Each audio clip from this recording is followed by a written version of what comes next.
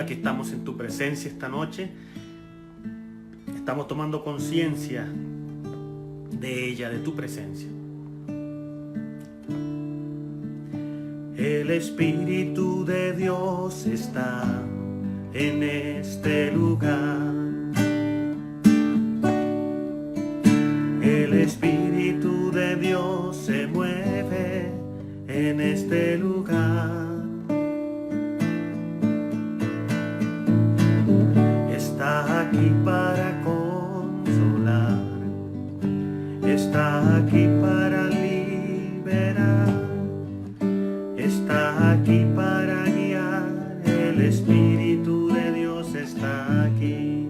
Guíanos, Espíritu Santo, esta noche, en este ratico, guíanos.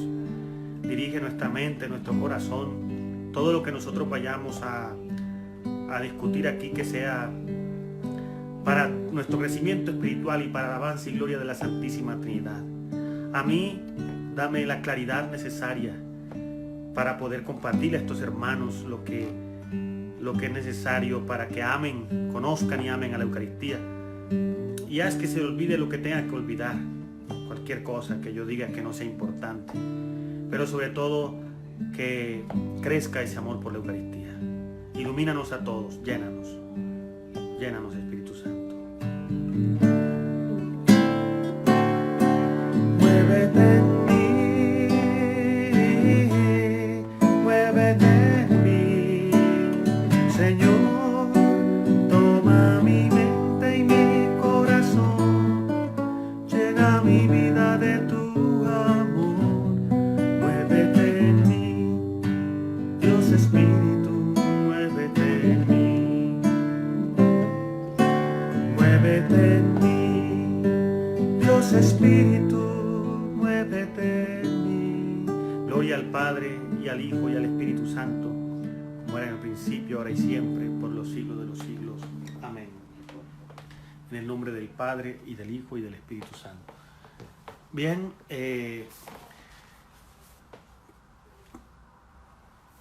amén, amén, amén, gracias. Gracias, muchas gracias. Vamos, es Jairo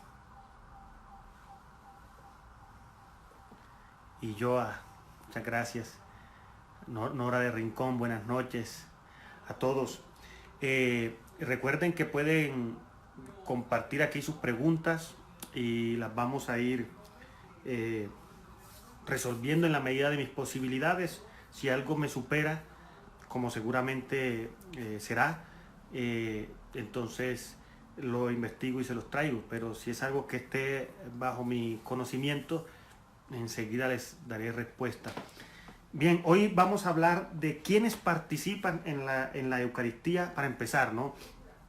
¿Quiénes participan en la Eucaristía? Dada la importancia, dada la seriedad, la santidad y la dignidad de la misa, es necesario prepararse bien.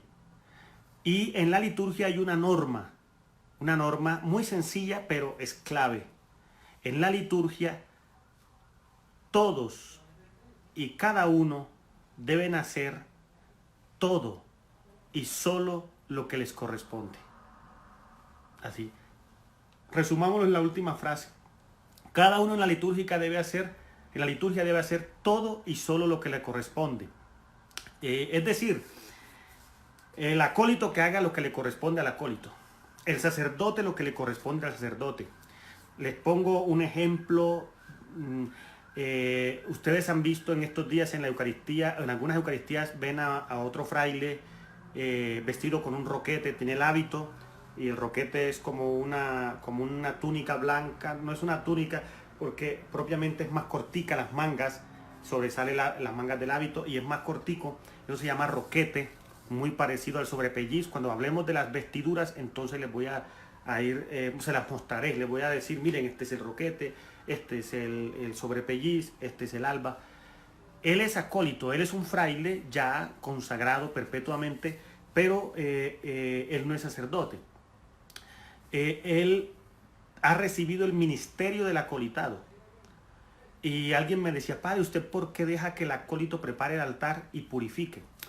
porque según las instrucciones generales del misal romano y según la liturgia de la iglesia, eso le corresponde es al acólito instituido, no a los acólitos de las parroquias, que son los niños que se visten como monaguillos, no, a ellos no, al que ha recibido el ministerio del acolitado. Ese es un ejemplo. El sacerdote no puede hacer cosas que le competen al obispo dentro de la celebración. Por eso hay un saludo especial característico del obispo. Y el obispo hará cosas en la celebración que no hace el sacerdote. El diácono no puede consagrar, no hará cosas dentro de la celebración, pero no hará más allá de lo que le corresponde. Y como la proclamación del evangelio le corresponde al diácono, en presencia de un diácono, quien proclama el evangelio es el diácono y no el presbítero, porque cada uno debe hacer todo y solo lo que le corresponde. Si teniendo yo un diácono y un acólito instituido, quiero hacerlo todo, es también un abuso litúrgico.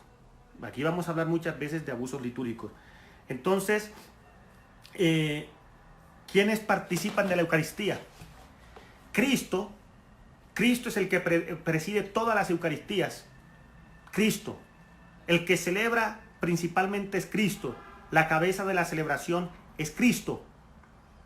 Y Cristo se hace visible en el sacerdote. En el momento en el que el sacerdote que preside la Eucaristía empieza el santo sacrificio de la misa, ya es Cristo en el sacerdote. Entonces ustedes verán que todos le hacen una venia al sacerdote. No porque sea el Padre, no. Le hacen la venia al sacerdote porque en ese momento es Cristo. En ese momento es Cristo. Entonces Él es el que preside. Y Jesucristo, que es la cabeza y el cuerpo es la iglesia, y la iglesia somos los fieles son unidos a Cristo en la Eucaristía. ¿Ya? Y por eso, a partir del Concilio Vaticano II se empezaron a cambiar unas cosas muy interesantes. Porque yo no sé si ustedes se acordarán, de pronto algunos se acordarán, la gente solía decir, voy a oír misa. Es una expresión muy común, voy a oír misa. Pero el Concilio Vaticano II rescató el significado y el papel que tiene el pueblo de Dios dentro de la Eucaristía. Por eso se empezó a hablar también de concelebraciones por primera vez. No había concelebraciones antes, propiamente dichas, antes del Concilio Vaticano II. Y con el Concilio Vaticano II se rescata esa concelebración, esa celebración colegiada del obispo con sus sacerdotes, de varios sacerdotes, siempre con un presidente. Siempre tiene que haber un presidente de la Eucaristía y no puede haber dos sacerdotes que presidan la misa, porque es que el que preside está representando a Cristo, que es la cabeza. Por eso los demás concelebran y el pueblo de Dios concelebra. La celebración es propia, sobre todo, del obispo, pero el presbítero, el sacerdocio tiene tres órdenes. El diácono, en primer grado, el segundo grado es el presbítero y el obispo, que tiene la plenitud del sacerdocio. Y el obispo ordena al sacerdote, al presbítero, para que lo ayude y lo represente de alguna manera en la iglesia parroquial, en una iglesia local. Sí, porque el obispo no puede estar en todas partes. Pero por excelencia, quien preside la celebración es el obispo. Propiamente los obispos son los sucesores de los discípulos, pero los presbíteros nosotros recibimos en la ordenación la sucesión apostólica, de lo cual les hablaré. Entonces voy a hablarles brevemente de uno de los personajes que son importantes dentro de la vida de la iglesia, y es el párroco. Yo fui ordenado sacerdote en el orden de los presbíteros el 2 de diciembre del año 2007. En el año 2007 fui ordenado sacerdote. Estaba muy joven todavía, ahora voy a cumplir 11, 12 años de sacerdocio, ahora el próximo diciembre. Pero yo pedí, una vez que me ordenaron, pedí no presidir la Eucaristía. La celebraba, pero no la presidía, porque quería ir hasta San Pedro Sucre. San Pedro es un pueblo para mí muy amado, muy querido del Caribe colombiano. Para poner en contexto a Erika, a María, que son de otras partes, y los que están aquí. Y allá nací, allí crecí, y cada sacerdote va a cantar su primera misa en el lugar donde nació y creció o a la parroquia a la que perteneció en el momento en que se fue para el seminario. Así es que desde el 2 de diciembre que me fui con mi madre, con mi hermana que está aquí también y mi cuñado por tierra, hasta que el 8 de diciembre, yo elegí el 8 de diciembre para presidir mi primera Eucaristía y la canté allá en la iglesia de San Pedro Claver, en San Pedro Sucre, concelebrada por muchos frailes franciscanos. Hubo muchos frailes y un diácono franciscano que en ese tiempo ahora es sacerdote, y me acompañó la feligresía, mis amigos, los que me vieron crecer, aquellos que yo vi desde niño, mucha gente que de mi pueblo me acompañaron en esa Eucaristía. Para mí fue el momento más especial y yo escogí el 8 de diciembre precisamente por ser el día de la Inmaculada Concepción. Allí el 8 cada 8 de diciembre yo celebro un aniversario de la primera misa que presidí. Entonces, así lo había decidido en honor a aquella a quien había consagrado mi vocación en el año 1996 cuando decidí irme para el convento. 8 meses después, en agosto del 2007, me posesionaba como párroco de la parroquia de San Francisco de Asís en Tunja. Por eso Tunja para mí es tan querido. Tunja es una ciudad del altiplano cundiboyacense de Colombia. Me gustó tanto, un lugar frío pero con un calor humano espectacular. Y fue mi primera parroquia y por eso es tan querida para mí. Yo fui párroco allí en el año 2007. Me posesioné como párroco de la parroquia de San Francisco de Asís, allí en Santiago de Tunja. Con temor y temblor, pues sabía que el párroco es el colaborador del obispo y su representante en cada parroquia. Algunos frailes decían, pero ¿cómo van a poner a este muchacho de recién ordenado de párroco? Déjenlo que coja más experiencia, déjenlo. Le dijeron, pongamos a ese costeño. Los costeños tenemos una forma de ser un poquito diferente. Dijeron, a ver cómo pega ya con la gente. Y les digo que para mí, yo con temor y temblor, ¿no? Porque no sabía muchas cosas de la vida parroquial. Acaba de ser ordenado, además iba como superior del convento. Yo me sentía chiquitico, anonadado. Le dije, Señor, que sea lo que tú quieras porque voy a guiar a esta grey. ¿Quién es el párroco en una parroquia? Ya les digo, entonces el párroco es el representante del obispo y el responsable propiamente dicho de la comunidad adscrita que conforma la parroquia. Nosotros solemos decirle a todo el mundo cura, pero realmente cura no son todos los sacerdotes. Aunque por extensión le decimos cura a todos, el título de cura es prácticamente propio del párroco, Ese es el cura por excelencia, ¿no? Al que le dicen cura. Tiene que ver también con la cura de almas, por supuesto, de ahí viene su nombre. El cura, por tanto, se dedica a la cura de almas, es decir, al cuidado pastoral de aquella porción del pueblo de Dios.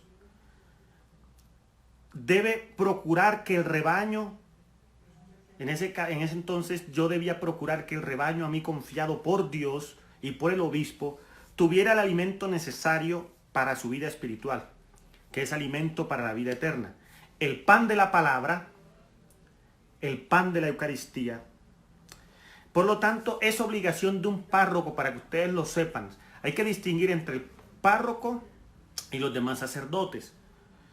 El párroco, según el canon 528 del Código de Derecho Canónico, dice, es la obligación de un párroco no solo alimentar al pueblo de Dios con la palabra, sino de la Eucaristía, así está legislado en el canon, sino que este le consigna por ser una demanda del amor mismo de un buen pastor por sus ovejas. O sea, un párroco debe procurar que el pueblo de Dios tenga la misa. Es obligación del sacerdote, por eso se celebra varias misas el domingo. No porque el padre está esparchado, porque el domingo es el día de descanso, no. Porque el domingo es la Eucaristía de precepto y todos los fieles deben alimentarse del pan de la palabra y de la Eucaristía y cumplir con el precepto dominical. De tal manera que si la gente no fue a misa ese día, no sea por negligencia del cura párroco. Entonces el cura párroco debe prever que cada domingo haya distintas Eucaristías para que los fieles tengan más oportunidad de asistir a ella. Hay lugares donde hay una Eucaristía, hay lugares donde no hay ninguna porque no hay sacerdotes, y hay lugares donde hay tantos fieles que se celebran varias misas al día. Eso hace el párroco porque es el pastor, es el padre, y el padre cuida de sus hijos. ¿Qué padre o madre no procura alimento diario para sus hijos? Igual que el cuerpo puede morir de inanición si no tiene alimento, el alma también, si no tiene el alimento espiritual.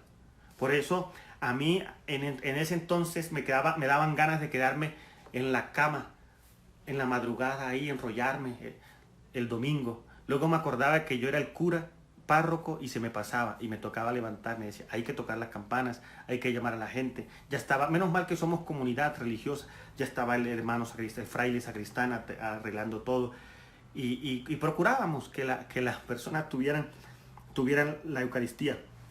Comemos diariamente, pues diariamente hay que alimentar el espíritu. Hubo una época en la que la Eucaristía era escasa, y durante mucho tiempo la Eucaristía era solo dominical, pero flujo e inspiró el Espíritu Santo a la iglesia para que hubiera Eucaristía diaria. No fue así siempre. Entonces el Código de Derecho Canónico nos recuerda eso, que el párroco debe procurar que la Santísima Eucaristía sea el centro de la comunidad parroquial de los fieles, el Canon 528, sea el centro. Entonces esto es muy importante. ¿Cuál es el centro de la vida parroquial? La Eucaristía. Yo me siento feliz.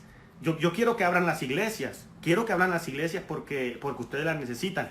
Pero yo tengo aquí una comunidad virtual con la que celebro. Empecé celebrando una Eucaristía, no pensaba celebrar todos los días. Luego me di cuenta de cómo las ovejas bramaban como el ciervo por las aguas, por el pan eucarístico, por la Eucaristía. Y dije, yo me ordené para eso. No para ser solamente un ejecutivo con hábito, porque ahora como vicerrector de la universidad me toca trabajar más en cosas administrativas, doy algunas clases también, pero sí me hacía falta el contacto con las ovejas, aunque mis ovejas son acá los funcionarios de la universidad, todos los que trabajan, los estudiantes, pero una vida parroquial con las ovejas, poder darles el alimento de la Eucaristía y de la palabra, poder acompañarlos, celebrar la vida, celebrar el cumpleaños de ustedes, celebrar el aniversario del día natale, cuando un aniversario más del regreso de un ser querido a la casa del Padre Dios, todas esas cosas que hacen parte de la vida y de los sentimientos nuestros, y poder celebrar, poder estar allí y decir, aquí estamos, oramos con ustedes, eso me hacía también mucha falta. Lo hacemos en la universidad, pero tenemos un equipo de pastoral, me toca a mí distribuir todo eso, y siempre hace falta el calor de familia, de una grey, de una parroquia, y bueno, yo hace muchos años no vivo en una parroquia, pero durante este tiempo en el que he podido celebrar la Eucaristía con ustedes virtualmente, he sentido que hay una comunidad, aunque virtual. Cuando todo esto pase, que espero que pase muy pronto, que esto acabe pronto, les voy a extrañar. Seguiremos haciendo otras cosas. Y bueno, y ya quién sabe a dónde nos mandarán también, porque ya es hora de cambio en la provincia franciscana de la Santa Fe. Bien, hasta ahí. ¿Tienen alguna pregunta? Yo creo que hay alguna pregunta por acá. Vamos a empezar a considerarlas y a dialogar sobre esas preguntas.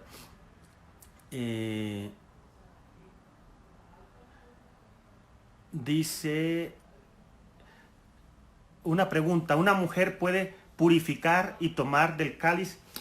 Andreita, no, y te voy a decir por qué. No por cuestiones de feminismo ni de machismo, no. Y aunque se pueda leer en el fondo eso, no, eso tiene una razón de ser, empezando porque solamente pueden purificar, preparar el altar, purificar solamente los acólitos instituidos. Como les decía al principio de esta plática, aquellos que han recibido el ministerio del acolitado, propiamente dicho, distinto a los acólitos. Por aquí estaba mi primo Aníbal, que recuerdo que él fue acólito del padre Ramiro Gómez, con un grupo de jóvenes que se reunían para acolitar. Hay unas fotos que vi el otro día. Ellos, como los acólitos de las parroquias, aunque yo recuerdo que ellos recibieron una consagración, No sé hasta qué punto, si esa consagración se la dio el obispo, podía ser válida para eso. Pero cuando reciben el ministerio del acolitado, comúnmente en camino hacia el presbiterado o hacia el diaconado, o no necesariamente, porque el acolitado es un ministerio laical, no necesariamente es hacia el presbiterado, pero todo aquel que va a ser presbítero, o sea, ordenado sacerdote, debe recibirlo. Pero no es un ministerio exclusivamente de los sacerdotes, por lo tanto, hay ministros a los que se les da una consagración y reciben el ministerio del acolitado. Esos que reciben el ministerio del acolitado pueden preparar el altar, purificar, es decir, cuando al final recoge las partículas del cuerpo de Cristo en el cáliz y luego vierte agua para que no queden las partículas por ahí, y luego con el purificador, por eso se llama así, seca el cáliz para que no quede ninguna partícula, ningún residuo del cuerpo de Cristo allí que pueda quedar indignamente. Entonces ellos pueden hacerlo. Beber del cáliz una mujer sí puede hacerlo, por ejemplo el día del matrimonio, cuando se casa, entonces el sacerdote le puede dar, muchas veces le da a beber directamente del cáliz. O sea, no hay, cualquier fiel puede tomar la sangre del Señor, no hay ningún problema, pero no se le da a todos a razón de que son tantos los que van a la Eucaristía y no alcanza la sangre de Cristo, porque el vino que se echó fue muy poco, no alcanza para todo el mundo, tampoco sería tan higiénico, no sé. Pero todos pueden tomar de la sangre de Cristo, Andreita, todos pueden tomar de la sangre de Cristo, podrían tomar del cáliz, no hay ningún problema, pero la iglesia estableció disciplinarmente que del cáliz bebe el presidente y los ministros que lo acompañan. Ya de ordinario son quienes beben la sangre directamente del cáliz. A los fieles comúnmente se les da por intinción, es decir, se toma una hostia, se sumerge en la sangre del Señor y se le da. Entonces lo toman por intinción. Pero podría, ¿no? En las misas que son catecumenales, que yo he podido celebrar, misa catecumenal, todos toman el cáliz con la sangre del Señor, se les va pasando a todos. Eso hace parte de una liturgia aprobada por la Iglesia Católica para una comunidad muy especial, unas misas preciosas, con una liturgia bellísima, unos cantos con melodías hebreas, con melodías que a uno lo mueven a la piedad, a la espiritualidad. Son unas misas muy bellas y ellos pueden recibir el cáliz con la sangre del Señor y tomar. ¿Sí? Y se consagra pan ácimo propiamente dicho. La hostia también es pan ácimo, pero es el pan flaquito.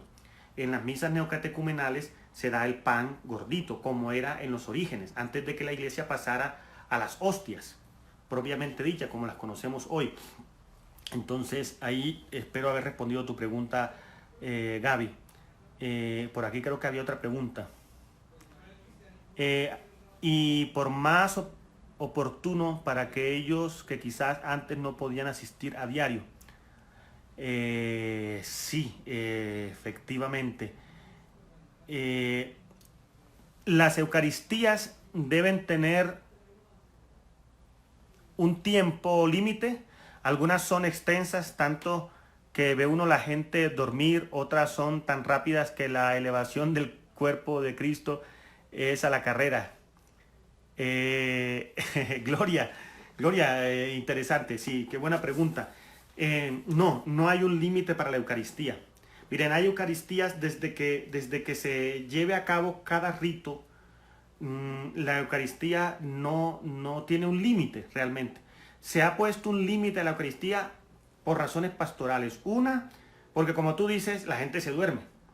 Pero bueno, recuerdo cuando fui la primera vez a celebrar la Eucaristía a la Renovación Carismática Católica de Cali, y celebré una Eucaristía en un tiempo normal, y la gente me decía: padre, ¿por qué se demoró tan poquito?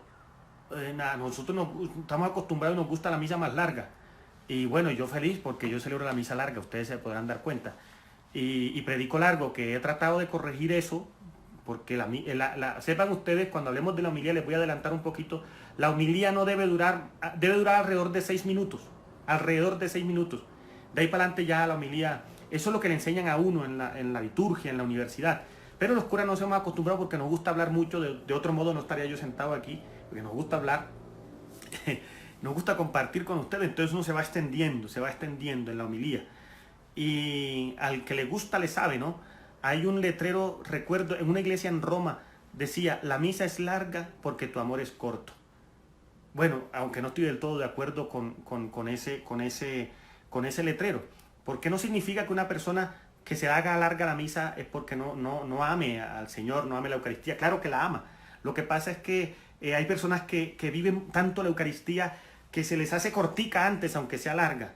Y a algunos que de pronto no están tan acostumbrados a la Eucaristía, se les hace larga aunque sea corta. Hay una relatividad allí, no tanto einsteiniana del tiempo, sino psicológica. ¿Sí? Cuando uno está esperando una persona a la persona de la que uno está enamorado y se demora una hora, se demora 10 minutos, uno le parece que se demoró una hora. Y luego habla con esa persona una hora y a uno le da la sensación de que habló con ella solamente 10 minutos. Esa es la relatividad del tiempo que sucede con los novios, con los esposos, con los que se aman. Esa relatividad psicológica del tiempo sucede también aquí. Hay quienes se les hace larga la misa, hay quienes se les hace corta. Entonces la misa no tiene un límite de tiempo, pero sí hay párrocos que lo ponen. ¿Por qué? Por ejemplo, hay misas, hay parroquias, nosotros los franciscanos tenemos parroquia y no somos los únicos, donde se celebra misa casi cada hora. Y hay algunas donde hay casi media hora. Entonces le dicen a uno va a celebrar la misa y le dicen, tiene media hora para celebrar la misa. A mí realmente cuando me dicen, tiene 20 minutos para celebrar la misa, parece que me cogieran del peladiente, decimos nosotros, esta parte de aquí de los cabellos. Yo tengo mucho de dónde agarrar, pero si me cogen de aquí, eso duele mucho.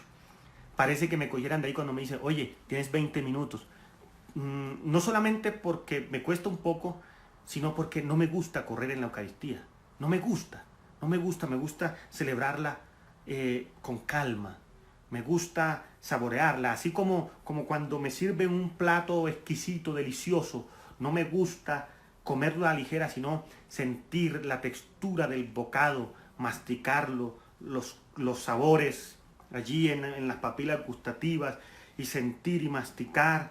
Eso, así como se disfruta un buen banquete, se debe disfrutar la Eucaristía también. Entonces, sin prisa. ¿Por qué vas a tener prisa en la Eucaristía? Esto puede sonar a justificación porque yo me alargo, pero no debería ser, ¿no? No debería uno sentir afán. Ahora, se duerme, sí, porque nosotros a veces somos aburridos y predicamos aburridos. Y yo sé que uno aburre a la gente, a veces, pero no es por la misa, es por uno que duerme a la gente. Sin embargo, Santa Teresa, creo, decía, nunca duerme tan plácidamente el perrito como cuando está a los pies del amo. Y eso me parece muy interesante. Duerme. No importa que la gente se duerma. Cuando yo era niño e hice la primera comunión, que iba a misa casi a diario, durante los primeros meses y quizás años de mi primera comunión, yo me quedaba dormido. Yo me acuerdo que me cogía un sopor y el padre Ramiro predicando y yo me quedaba dormido. Después él me decía, te quedaste dormido. Y eso no impedía que el sueño nos vence a todos. Pero, Glorita, no hay un tiempo de misa. Algunas, solo por organización, ponen media hora, una hora. ¿Cuál es el tiempo normal de una misa? 40 minutos. Yo pienso que en 40 minutos uno celebra una misa sin prisa y bien celebrada. En 40 minutos. Yo me demoro un poco más. Porque también canto la anáfora. Ustedes verán que canto el prefacio. Canto algunas partes de la misa y el domingo yo canto la liturgia y la misa cantada pues prolonga un poco más el texto, ¿sí? Los textos los prolonga un poco más porque con las modulaciones del canto se va alargando un poco más y hay otros elementos. Pero comúnmente una misa yo pienso que para no celebrarla con prisa 40 minutos, 40, 45. Perdónenme ustedes que yo no me demoro tampoco, yo me demoro un poco más. Hay otra pregunta. Andrea ha visto que hay mujeres que purifican. No, si no es ministra, no ha recibido el ministerio del acolitado, no le correspondería a ella, le corresponde al presbítero, al sacerdote, ¿no? Pero eso hace parte, Andrea, de los abusos litúrgicos, ¿sí? Eso uno no puede poner al acólito que me ayuda en la parroquia a que vaya mi hijo y purifique, no. Eso es un abuso litúrgico y pereza del curita o esnovismo, ¿no? A veces somos esnovistas, entonces creemos, como dijo el filósofo latinoamericano Cantinflas, eso fue una falta de ignorancia. Bueno, es decir, por ignorancia nosotros cometemos muchos abusos, ¿no? Dice Glorita, la comunión no me gusta recibirla de ninguna persona diferente al sacerdote. Glorita, Este tema lo vamos a tratar más adelante, pero realmente, Glorita, eso no es lo que te debe preocupar. Creo que uno hace menos cuando uno va en una fila y hay un ministro extraordinario de la Eucaristía. Ya hablaremos de los ministros extraordinarios de la Eucaristía que se están convirtiendo en un abuso. Se llaman extraordinarios y se convirtieron en ministros ordinarios de la Eucaristía. Eso es un abuso. Entonces a los curitas nos gusta poner a una señora, a un señor a darle la comunión. No. Es válido que haya ministros extraordinarios de la Eucaristía. Han existido desde la antigüedad y no hay ningún... ya explicaré eso. Yo sé que esto es problemático para muchos, el asunto de que otro que no es sacerdote de la mano. Yo les voy a explicar eso ampliamente. Voy a dedicar solamente a ese tema un en vivo. Pero, Glorita, eso no es lo que debe preocuparte. Si tú vas en la fila y te va a dar la Eucaristía un ministro extraordinario de la Eucaristía, si se te altera el corazón, se te atormentas por eso, perdiste.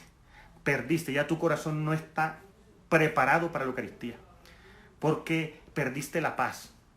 Mira, la obediencia siempre será lo mejor. Y mira, es realmente horroroso cuando una persona se sale de la fila porque se dio cuenta que el que está distribuyendo la comunión es un ministro extraordinario de la Eucaristía y se mete en la de sacerdote. Oye, eso no. Eso no lo vayan a hacer ustedes. Les voy a explicar por qué y todo eso, no ahora, cuando lleguemos a esa parte de la misa. Pero no tengan ustedes temor de recibir la Eucaristía. Es decir, ¿es que acaso el efecto del cuerpo de Cristo lo da la persona que lo ofrece? Y es más, les voy a decir una cosa que es muy real. Hay personas que probablemente lleven una vida más santa que el mismo sacerdote. No crean ustedes que por uno ser un sacerdote es santo. Yo crecí pensando eso, porque eso es lo que me enseñó mi mamá, que los sacerdotes sudaban agua bendita. Y no es verdad. Ahora que soy sacerdote me doy cuenta de que no es cierto. Somos tan humanos y tan pecadores. Y yo conozco personas de las parroquias que son unos santos, unas santas. Y de verdad, porque además he sido confesor de esas personas, he sido director espiritual de esas personas y conozco la santidad de vida que llevan. ¿Ve? Y pueden ser más santas que un sacerdote. No tiene nada que ver el hecho de que el sacerdote las manos sean ungidas. Las manos no son ungidas para tocar el cuerpo de Cristo, son ungidas para otra cosa y yo se lo voy a explicar. Entonces, si una persona, un ministro de la Eucaristía le da la comunión a usted, y si usted se quita de la fila, está y sin darse cuenta, haciendo recaer la gracia y la eficacia de la santificante de la Eucaristía en la persona que le da. No. Si usted va en la fila, usted tome la del sacerdote. Si le gusta más del sacerdote, tome la del sacerdote. Pero si va en la fila y se da cuenta que es el ministro o la ministra, no se salga. No supedite la santidad de Dios en la Eucaristía a la persona que se lo da. No, porque eso nunca va a ser así. Ni la indignidad del sacerdote le quita dignidad a la Eucaristía, ni la santidad del ministro le da más santidad a la Eucaristía. No. Ahí la eficacia es del Señor. Jesús entró a Jerusalén en un burro. ¿Ya? ¿Qué importa? El burro no es el importante. Era Jesús que iba montado en el lomo de ese burro. El burro ahí no importa para nada, no es protagonista. En el lomo lo llevó un animal. Ahí no es lo importante. Entonces, al fin y al cabo, yo soy el burro que lleva el Señor. La señora que te está, o el ministro que te está dando la Eucaristía, es el burro que te está llevando a Jesús a entrar triunfante a tu vida. Entonces no te atormentes, no te preocupes, pero tienes derecho a que te guste que te lo dé sacerdote. Me gustaría saber por qué, pero tienes todo el derecho. Entonces, tranquila, no pasa nada. Entra en tu fila del sacerdote y recibe la comunión siempre de él. Pero sí les digo a todos, no se cambien de fila si se dan cuenta que la están dando. No. Eso, además de feo, de horroroso, es decir, eso tiene otra serie de implicaciones. Como les digo, se los voy a explicar cuando lleguemos a esa parte, porque vamos a ir desglosando la Eucaristía en estos encuentros. Por ahora estamos en temas un poquito introductorios de las personas que participan y todo eso. Pero sus preguntas son muy importantes, Glorita, y gracias por tu pregunta, porque es importante, nos da la oportunidad de aclarar esto. Cuando he recibido la comunión, me arrodillo y algunos sacerdotes me hacen sentir mal por su cara, como se le incomodara. Glorita, haces lo correcto arrodillarte. Miren, ¿Qué debe hacer uno cuando recibe la Eucaristía? Ni ponerse a rezar. No, cuando uno recibe a Jesús Eucaristía, ni habla ni nada. Uno se va y la única oración que cabe después de la comunión es la adoración.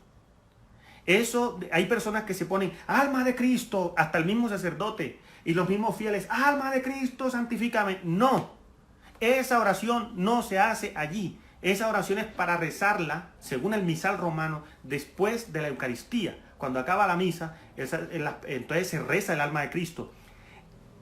Lo que pasa es que nos hemos acostumbrado a una serie de fallas litúrgicas.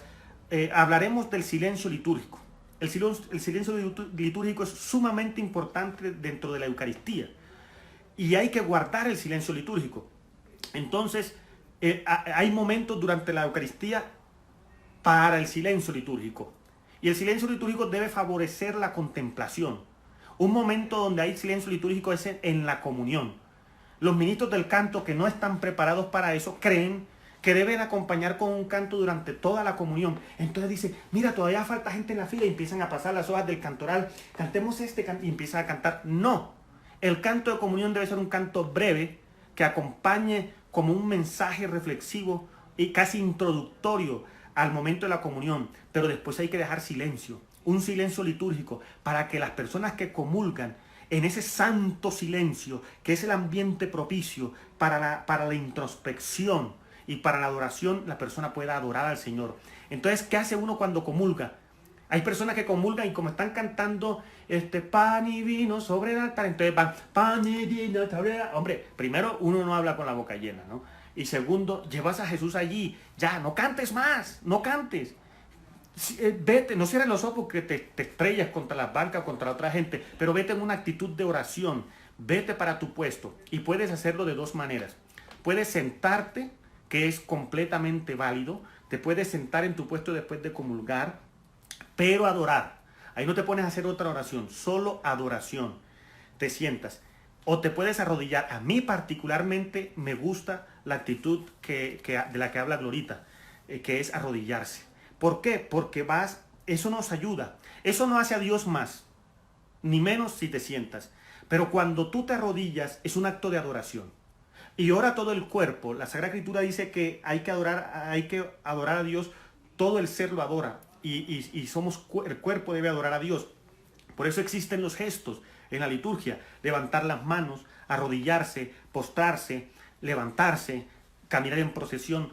Todo, mirar al cielo. Todos esos son gestos con los cuales el cuerpo ora unido a todo el ser. Mientras uno va orando con la mente, con la boca, con las palabras, el cuerpo va orando con los gestos, en unidad con lo que uno va diciendo o con lo que va sucediendo. Entonces, si yo lo adoro, una actitud de adoración, y de aquí les voy adelantando un poco lo que significa arrodillarse, una de los significados, porque no es el único de arrodillarse, es la adoración. Entonces, si la oración que cabe al comulgar es adorar a ese Jesús, a ese Dios que ya va en tu corazón, entonces puedes sentarte, pero a mí particularmente me gusta mucho la actitud de rodillas. Un ratico, un instante, o el tiempo que tú quieras. Solo que cuando el sacerdote diga oremos, debes ponerte de pie. Aunque no pasa nada si permaneces de rodillas, no pasa nada.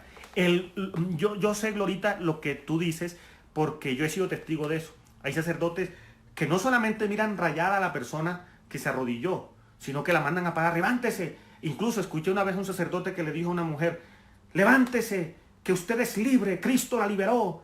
Entonces no se arrodilla nadie, pues, no se arrodilla nadie, porque él decía y dice que el arrodillarse es propio de los esclavos.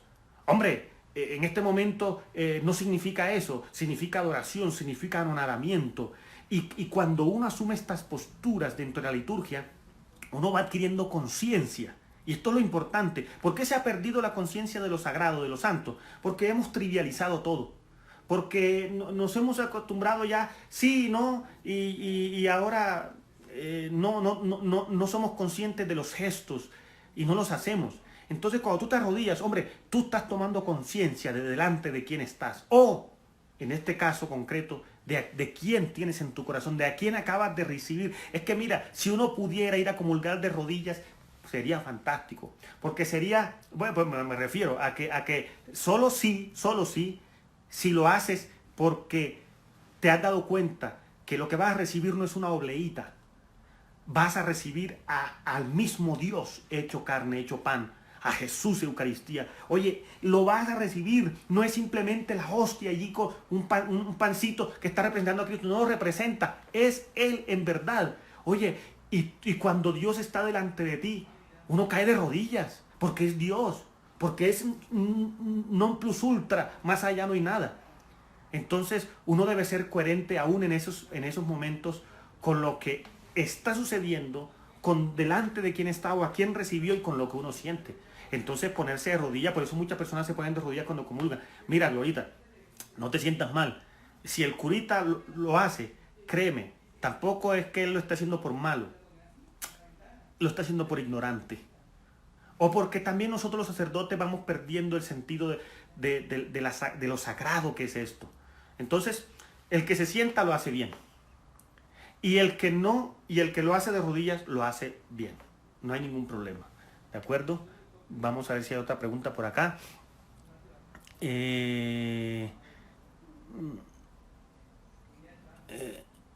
Dice, no. ¿En qué momento se debe hacer la oración de San Juan Pablo II, alma de Cristo? Ah, Pelli. Bien, yo creo que ya respondí a esa pregunta, me adelanté a ti, pero voy a repetirla por si acaso algunos de pronto entraron ahorita. La oración de San Juan Pablo II, que no es originalmente de él, pero él la hizo famosa, él la propagó. Fue San Juan Pablo II el que hizo esta oración más conocida, la dio a conocer más, porque él hacía dos oraciones. San Juan Pablo II hacía alma de Cristo y miradme, oh mi amado y buen Jesús, postrado ante vuestra santísima presencia. Os ruego con el mayor fervor que imprimáis en mi corazón los más vivos sentimientos de fe, esperanza y caridad, dolor de mis pecados y propósito de no volver a ofenderte. Es decir, esas dos oraciones hacía San Juan Pablo II con alma de Cristo. Litúrgicamente, o cómo está mandado, cuándo está mandado a hacer esta oración, después del podéis ir en paz. Es que como nosotros vivimos en un mundo tan afanado, vivimos en un mundo en el que estamos corriendo y si estamos en misa queremos irnos ya rápido. Hay gente que ni siquiera espera la bendición y les da la bendición y ni siquiera esperan el podéis ir en paz. Les voy a decir cuándo termina, propiamente cuándo debe retirarse el pueblo de Dios, cuando el sacerdote entra a la sacristía. Eso es lo que está recomendado, ¿no? Casi que mandado. ¿Cuándo se retira el pueblo de Dios? Después que el sacerdote entra a la Eucaristía, a la sacristía. Porque la sacristía hace parte también del templo, por si no lo sabían. Y muchas veces uno entra a la sacristía a hablar y no. Ese lugar es para mantener la mística, el silencio y todo. Entonces, ¿qué debe hacer el fiel al terminar la misa? Tras el podéis ir en paz, todo el mundo arranca. Corre. ¿Sí? De una. No, en ese momento, cuando el sacerdote dice podéis ir en paz, la persona debe permanecer un instante y rezar esa oración, Pei, alma de Cristo. En ese momento uno dice, alma de Cristo, santifícame, y se queda un espacio allí. Eso marca una transición entre el momento místico, sagrado de la Eucaristía y el momento en que tú vas a regresar a la casa.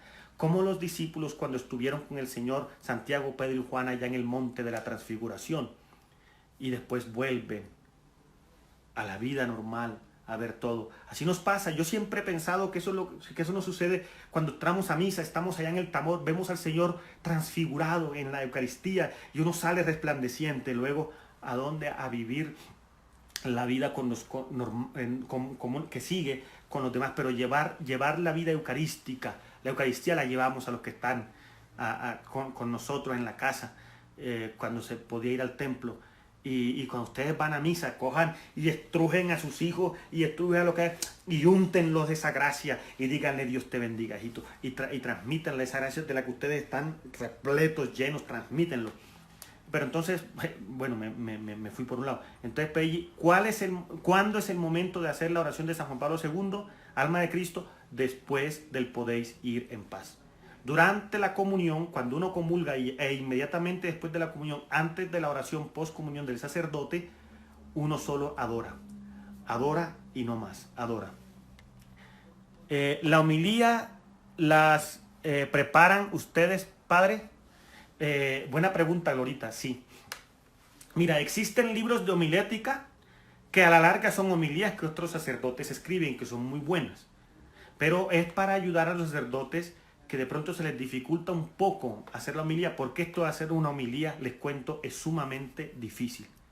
Esto de hacer una homilía no es fácil. Entonces uno se prepara. ¿Uno qué hace?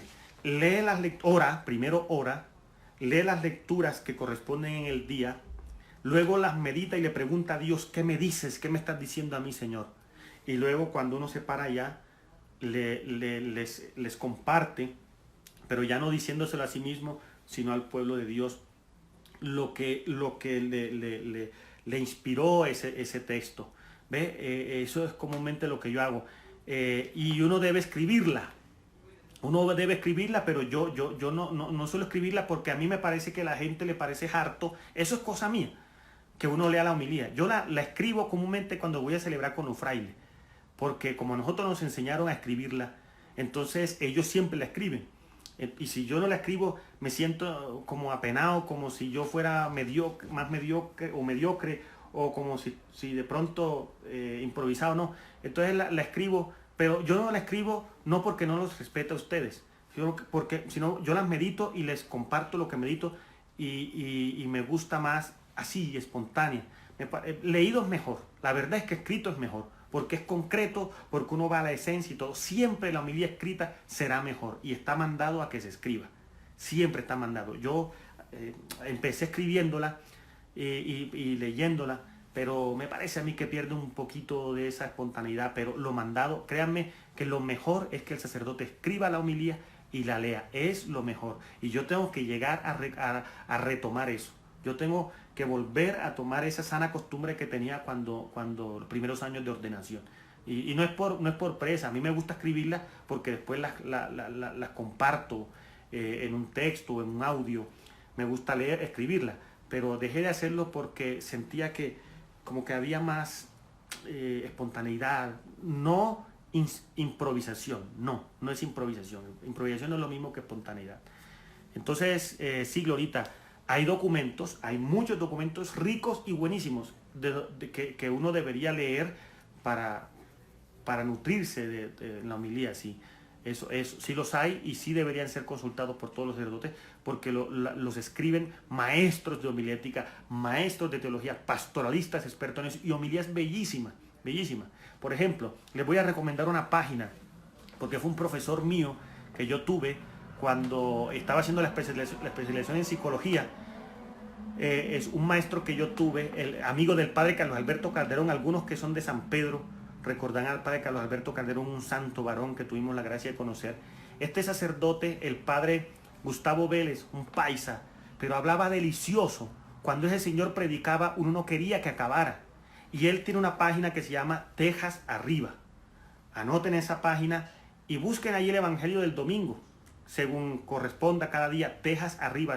Mire, es una delicia. Son corticas y son, basta. Ojalá, hombre, yo algún día pudiera llegar a predicar como él, corto y así de sabroso como él, y sustancioso. El Señor es un maestro, para mí es uno de los maestros de la homilética, y hay otros. Benedicto XVI es una delicia. Benedicto XVI para mí es el maestro de maestros.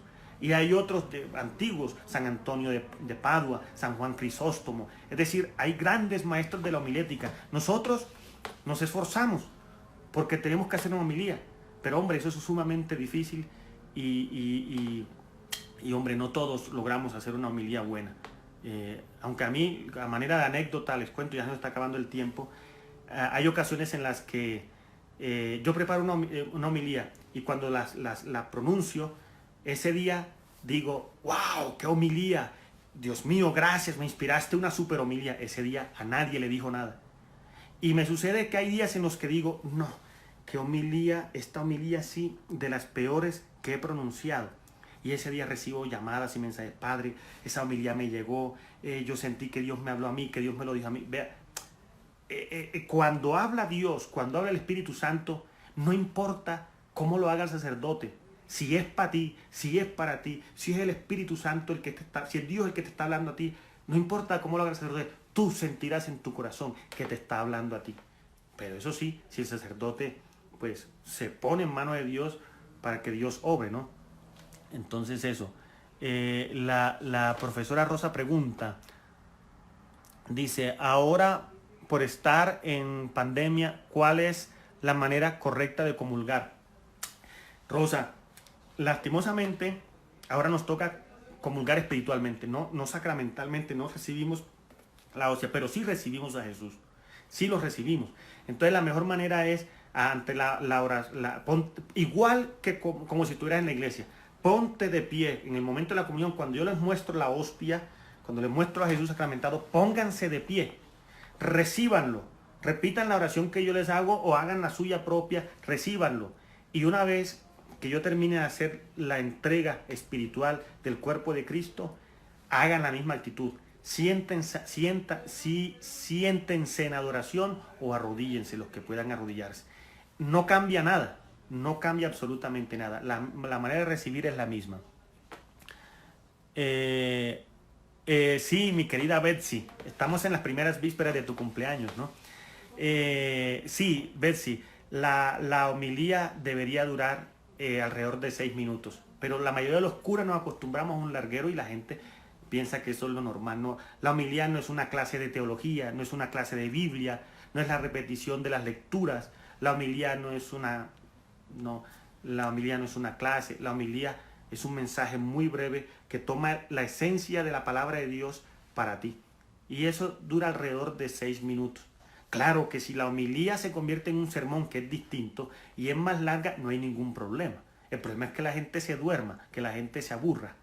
Pero la homilía puede demorar un poco más. Hay diferencia entre homilía y sermón. Yo les voy a explicar todo eso. Ahora, es decir, se retomó la homilía, que a mí me parece mucho mejor que un sermón. Un sermón sí era un larguero. Glorita, muchas veces uno se sumerge tanto en el mensaje que lo disfruta. Eso es verdad. Eso es verdad. María dice, si llega uno tarde a la celebración, ¿vale lo mismo? María, no si es domingo. Bueno, no vale en ningún momento, no vale lo mismo para el precepto. Para el precepto dominical es, según el mandamiento de la Madre Iglesia, que son 5 los mandamientos, búsquenlo en YouTube, en Google. La misa, para que sea válido el precepto, debe ser completa. Mira, el que llegó tarde a misa el domingo si valora realmente el precepto y se siente como un católico a carta cabal, debe volver a misa en la tarde o a otra misa o quedarse para la siguiente, si llegó tarde, María. Para la misa dominical no vale llegar tarde. Es por eso por lo que uno debe, si la misa empieza a las 7 de la noche, como en el caso nuestro, y supongamos que fuera en una iglesia, yo salgo de mi casa previendo trancones. Yo no sé cómo se dirá en Argentina, María, tacos, yo no sé. Uno prevé pinchazo, que se pinche una llanta, un neumático, varadas, lo que sea. Uno prevé todo eso, o sea, uno hace un margen de tiempo para llegar por lo menos 5 minutos tarde. Antes de la misa, por lo menos 5 minutos antes, para uno prepararse, disponerse, ¿no? Tranquilizarse, uno llega agitado y disponer el corazón para la Eucaristía. Uno debe llegar antes, ¿ya? Pero supongamos que por alguna razón, hubo un imprevisto y uno llegó tarde a misa el domingo, se vale por lo menos, antes de la oración colecta, antes. Se tolera ahí. La oración colecta es la primera oración de las 3 principales oraciones que hace el sacerdote durante la misa. Entonces, por lo menos debe llegar antes. Pero y eso por una razón, ya. Pero si llegaste después del Evangelio, no vale para el precepto, aunque Dios derrama su gracia sobre ti. Pero como nosotros somos católicos y como católicos hay unas disposiciones y la misa el domingo debe ser enterita. Hay que llegar antes. Muchas gracias, Milú, muchas gracias por esa apreciación. Sí, qué pesar, yo también a veces me siento muy condicionado por el tiempo. Nos quedan 2 minuticos, vamos a ver si hay alguna otra pregunta. Yo le voy a pedir el favor a Carmencita y a Gaby que las preguntas que hacen falta, si hace falta alguna, las escriban y me las envíen para yo empezar con ellas el próximo martes. Vamos a ver si hay alguna, ¿no? Si algunas homilías no son interesantes, es repetir el Evangelio en algunas ocasiones. Sí, eso es. Porque créanme que no es fácil hacer una homilía. Dice, una vez participé de una misa de menos de 20 minutos.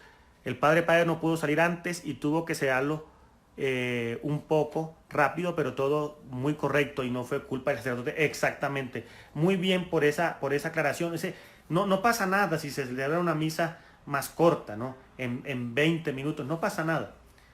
Mientras que la celebre con dignidad y la celebre completa, sin atropellarla, no pasa nada. Si en 15 minutos puede celebrarla dignamente, que yo dudo que uno alcance a celebrar una misa en 15 minutos, yo no creo. Pero en 20 minutos, hay quienes la celebran en 20 minutos. Si la celebran dignamente, no hay ningún problema. Porque uno puede durar 1 hora o 2 horas en una misa y sin embargo atropellarla y por muy larga que sea, celebrarla indignamente, como las misatecas, que eso fue un adefesio. Entonces tienes toda la razón. Bueno, creo que no hay... Ah, Abelardo, mi amigo querido, gracias por tu saludo, igual para ti. Bueno, voy a darles la bendición, quedan unos segundos antes que se corte. Les agradezco mucho sus preguntas, me parecen muy importantes, que las sigan haciendo, que las traigan sus dudas. Y a todos ustedes y a los que aman, que Dios Todopoderoso los bendiga, en el nombre del Padre, y del Hijo, y del Espíritu Santo. Que la Virgen les guarde en su corazón. Espero que hayan podido alguien escribirme las preguntas si quedó faltando alguna para hacerlas. Tómenles pantallazo. Gracias. Bueno, hasta el próximo martes y